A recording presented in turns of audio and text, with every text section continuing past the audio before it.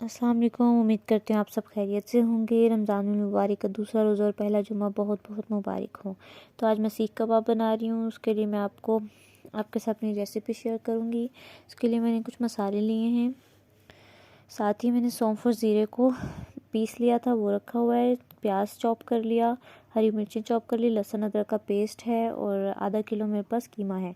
ये मैंने सौंफ और ज़ीरे को पीस लिया था, ये हाफ़ टेबल स्पून है।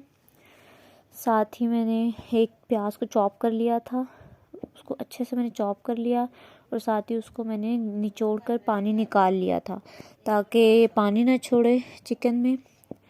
और ये मसाले हैं, तो साथ ही इसके अंदर अब मैंने कहा हाफ टी धनिया पाउडर, नमक और लाल मिर्च हाफ टी स्पून ऐड कर दी। इसमें मैंने मीठा सोडा और हल्दी 2 पिंच ऐड किया है और इसमें मैंने 5 से 6 हरी मिर्चें थी वो ऐड कर दी हैं चॉप करके। लहसुन अदरक का 2 टेबल स्पून मैंने इसमें ऐड किया है। और अब मैं इसके अंदर धनिया ऐड करूँगी। धनिया मैंने कट करके फ्रीज़ करके रखा होता है, उसको मैं इसमें ऐड कर दूँगी। और धनिया मेरा थोड़ा सा फ्रीज़ हुआ है तो उसको हाथों से ना थोड़ा सा मसल कर ऐड करेंगे, वो जमा हुआ है। तो अब मैं इसको अच्छे से मिक्स कर लूँगी।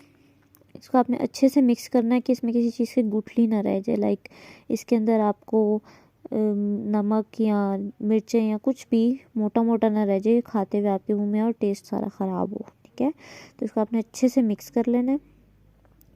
और ये रेसिपी आप लाजमी ट्राई कीजिएगा, बहुत इजी है और इसके सारे इंग्रेडिएंट्स आपको अवेलेबल होंगे घर में। तो अब ये देखिए मैंने अच्छे से मिक्स कर लिया और अब मैं इसको कवर करके 1 घंटे के लिए रख दूँगी।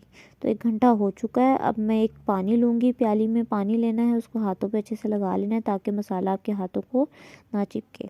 और अब मैं इसमें मसाला ले रही हूँ, आप जितना चाहें, जितने बड़े सीख कबाब बनाना चाहें। मैं थोड़े से मीडियम साइज़ के बनाऊँगी तो उसके लिए मैं इतना मसाला ले रही हूँ।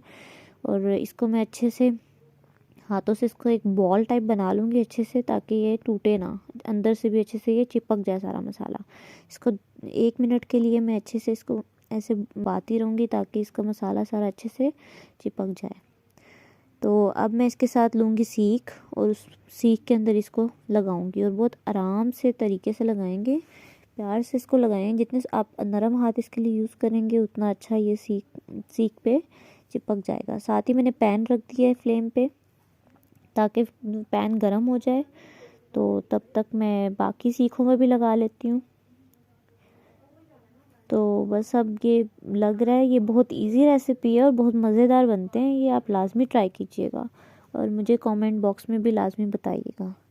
तो अब वहाँ मेरा पैन भी तकरीबन गर्म हो चुका है। अब मैं ये जो सीखों पे लगा चुकी हूँ, अब मैं इनको 1 बाय 1 करके सीख उस पर रखती जाऊँगी।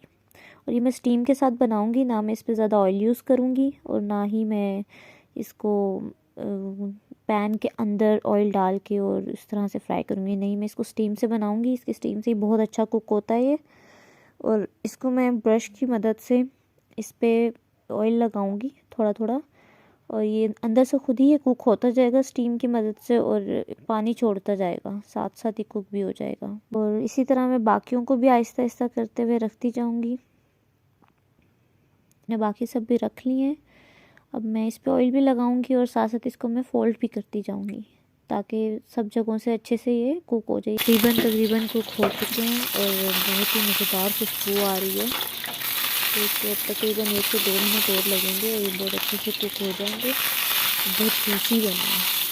तो अब मैं इसको सर्व कर दूंगी। ये देखें कितने खूबसूरत लग रहे हैं और बहुत ही मज़ेदार खुशबू आ रही है, बहुत जूसी बने हैं। तो लाजमी ट्राई कीजिएगा। उम्मीद करती हूँ आपको मेरी रेसिपी बहुत पसंद आई होगी। अपना बहुत सारा ख्याल रखिएगा।